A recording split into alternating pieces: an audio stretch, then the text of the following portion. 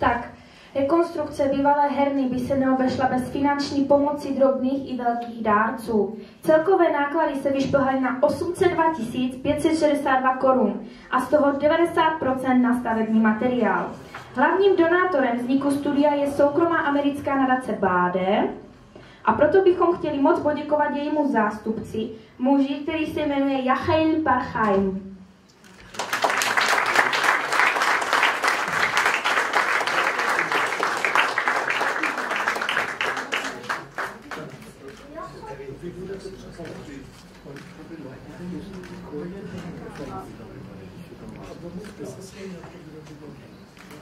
Dobrý večer. That's the extent of my check. I would like to speak to you a little bit about Dr. Alfred Bader, who's... Já budu mluvit trošku o panu doktorovi Alfredu Baderovi, who is the source of the donation that has been made to IQ Roma Service for this project. Tak a on je ten zdroj těch financí, který přitekl k nám do IQ Roma Service.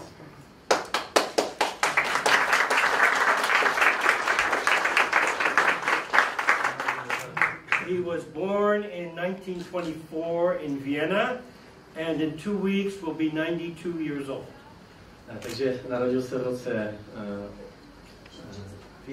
ve Vídni v roce 42 a za 2 týdny mu bude 92 let. Yes. And what happened is that in Vienna, when the Nazis marched in, Alfred Bader, as a Jewish boy who had been adopted by his aunt, was forced out of school. Takže v té Vídni se stalo to, že ten Alfred byl deportován od nacistů. No, he was forced out of school along with all the other Jewish boys in Vienna. Ze školy byl vyhozen.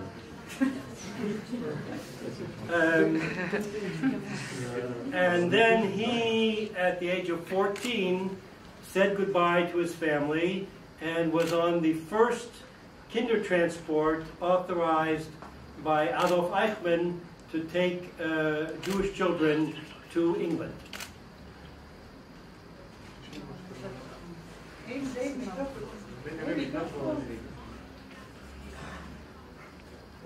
Keď mal 14 rokov, tak sa stal súčasťou transportu,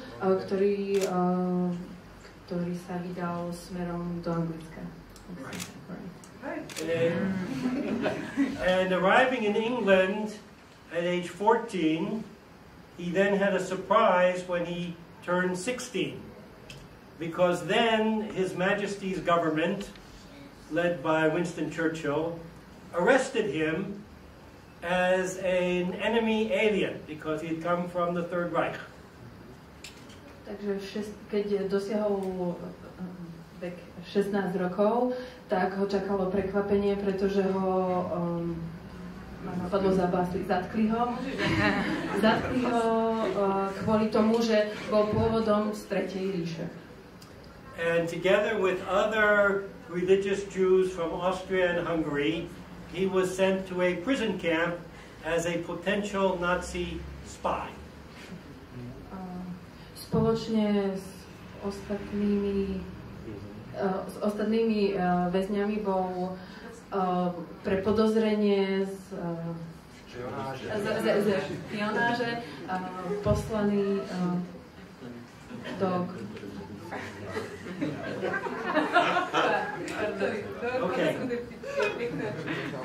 After a year and a half in prison in an island in Canada, the British government decided that these people were not really the material to make spies. Po roku a pol vo väzení v Írsku.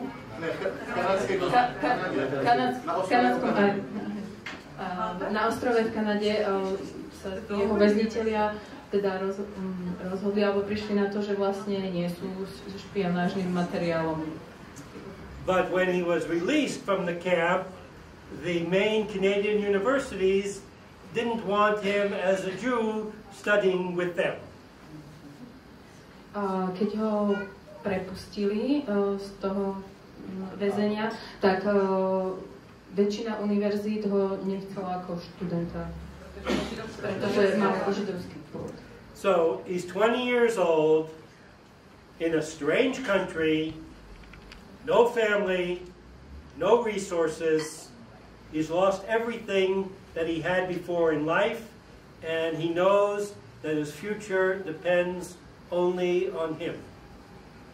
Takže sa ocitol bez prostriedkov, v cudzej zemi, bez toho, čo bude, bez rodiny, bez plánu, čo bude robiť.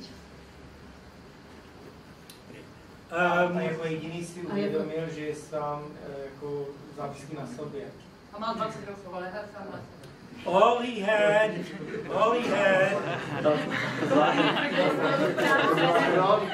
was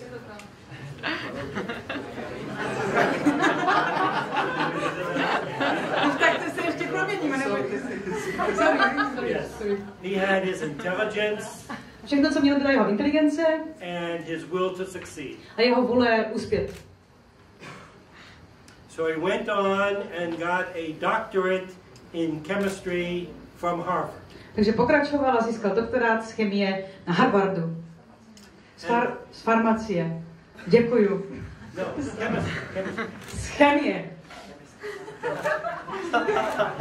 And then he opened his own company in Milwaukee, Wisconsin. A pak si otevřel vlastní firmu, vlastní jako company v Milwaukee, v Wisconsinu. And the client would call up and say, I want 200 grams of potassium cyanide. A klient zavolal a povedal, já chci 200 gramů sodíku, potassium cyanide, sodíku, kyanosodíku, sodíku. Jakého sodíku? Yes, sir. Ano, pane. Hangs up the phone. Zloží telefon. Goes into the other room. Jde do dalšího pokoje. Makes the potassium cyanide. Vytvoří ten kyanid sodíkový. And 60 years before Amazon has it delivered in 24 hours.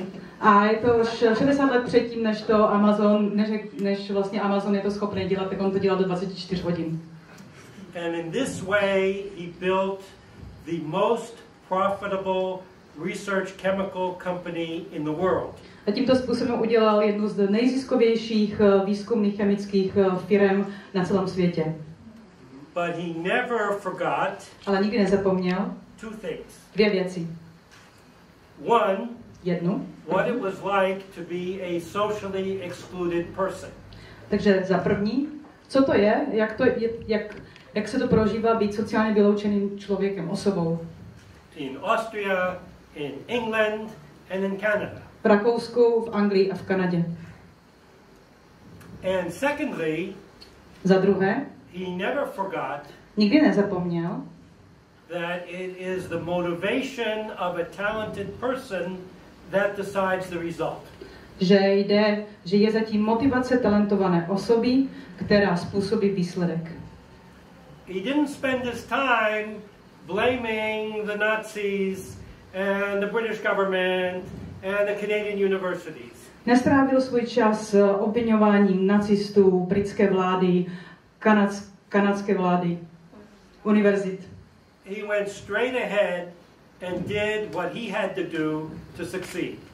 Šel rovnou za svým cílem a udělal to, co bylo potřeba, aby uspěl. And I have to say, a musím říct, poté he succeeded. Až uspěl, he went back to Austria, šel zpátky do Rakouska and decided to refinance the most important scientific prize of the Austro-Hungarian Empire, which the Nazis had canceled. Se rozhodl znovu zafinancovat, znovu finančně postavit na nohy z nejdůležitějších výzkumných ocenění, jedno z nejdůležitějších výzkumných ocenění Rakousko-Uherska, kterou nacisti zrušili. And he spent part of the year in England. Strávil část roka v Anglii. And rather than see a medieval castle be turned into a housing development, A raději, než aby viděl středověký hrad, který se předělá do nějakého developerského projektu na bydlení, he bought it, koupil ho, gave it to the Canadian university that helped him, dal ho té kanadské univerzitě, která mu pomohla. and it's now an international study center in southern England. A dnes je to Mezinárodní studijní centrum v jižní Anglii. And this enemy alien now has an award, a commander of the British Empire. A tenhle ten nepřátelský mimozemšťan má teď ocenění commander, nějaký rytíř říšský rytíř. Britského impéria. Děkuju. Je to komunitní projekt, jasně? And today there are only 6 Rembrandts in Canada. A dnes je jenom 6 Rembrandtů v Kanadě. 3, and the 3 best, are gifts from Alfred Bader to the university that accepted it. A ty 3 nejlepší jsou dary Alfreda Badera té kanadské univerzitě, která ho přijala. And I've been working with him for 20 years. Já s ním spolupracuji už 20 let. And for 20 years he's been saying to me, Yechiel, what about the Roma? A 20 let mi říká, Yechiel, a co Romové, co s Romy? And I've been trying. A já jsem se pokoušel. Women's health in Bosnia for Roma women. Zdraví žen v Bosně pro romské ženy. A welder's course in Skopje for young Roma men. Nějaký kurz v Skopji v Makedonii pro romské muže, ale jaký jsem neporozuměla. Co komunita na to? Welders. Svařovací kurz pro muže. Děkuji. And you're too good an audience. I have to share with you. Vzhledem k tomu, že jste taká dobrá publikum, tak s vámi musím sdílet. We even tried to turn Roma in southern Serbia into shepherds by loaning them sheep. A dokonce jsme se pokoušeli přetransformovat nebo předělat Romy v jižním Srbsku na pastýře, že jsme jim půjčovali ovce. The idea was every spring there would be new lambs. Idea byla, že každé jaro budou nové jehňátka. And we would take some of them back to give to other shepherds. A my nějaké z nich vezmeme a dáme zase dalším pastýřům. And the people who already had the sheep would grow their flocks. A ty lidi, kteří už mají ty ovce, tak si budou rozšiřovat ty stáda. But it turns out there are bears in the hills. A tak se zjistilo, že jsou medvědi v horách, že jsou medvědi. Or at least that's what we were told when the sheep started to disappear. A nebo to nám aspoň říkali, když se teda ztráceli ovce.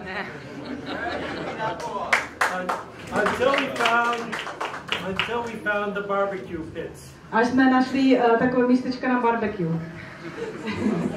So I said to Alfred, Alfred, an economic project with Roma is really difficult. A já jsem řekl, Alfred, ekonomický projekt s Romami je fakt složitý. And he says to me, look. A on povedal, podívej. I'm not asking you to do a job because it's easy. Já ti neříkám, abys dělal svou práci, protože je jednoduchá. You have to keep at it. Musíš tam pokračovat. So you can imagine after he sold his shares and said to me, find smart ways to help Roma in the Czech Republic. A potom si umíte představit, že až prodal své akcie a řekl mě a požádal mě najdi Romy v České republice, romské projekty v České republice, with respect to education, které and employment and culture, které nějakým způsobem propojují vzdělání, zaměstnanost a kulturu. And for the past year and a half, I've been running around this country looking for opportunities. A já poslední rok a půl jsem běhal po této krajině a hledal jsem ty příležitosti těch romských projektů. And nothing that I found begins to compare the quality of this project.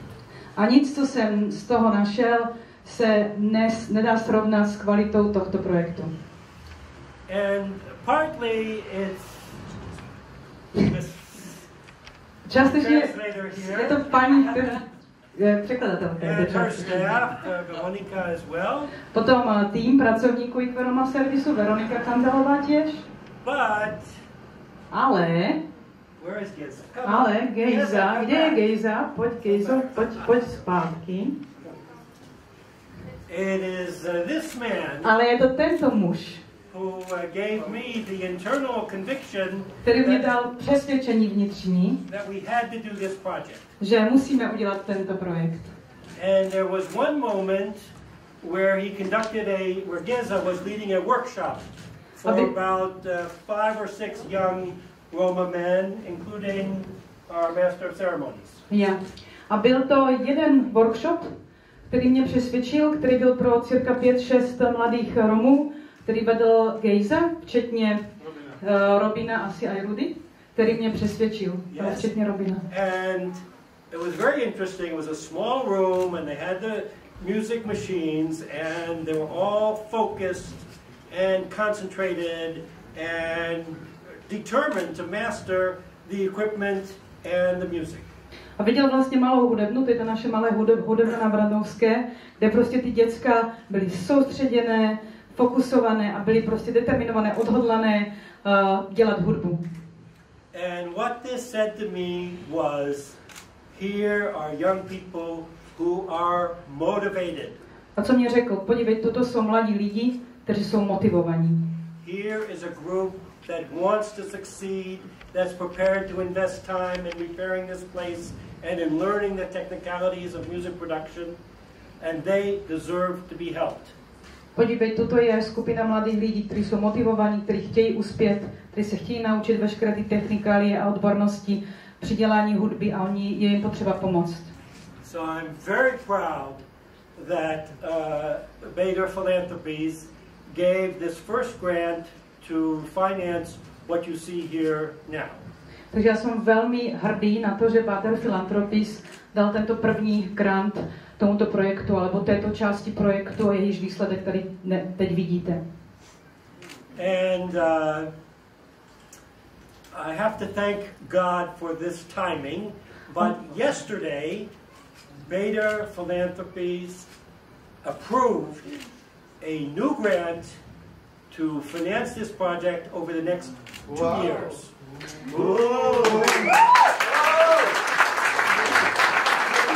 A my to neřekla, takže musím poděkovat Bohu za to, že to je takto dobře načasované, že teprve včera schválil board, rada Bader Philanthropies projekt, další finance, které podpoří tento projekt na další 2 roky.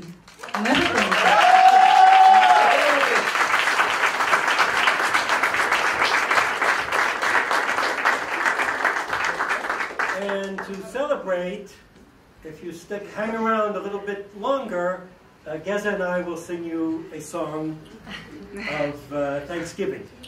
A aby jsme tento úspěch, nebo toto otevření zároveň oslavili, tak jestli máte ještě náladu se mnou zůstat trošku díl, tak my s Gejzem budeme mít nějaké díku vzdání.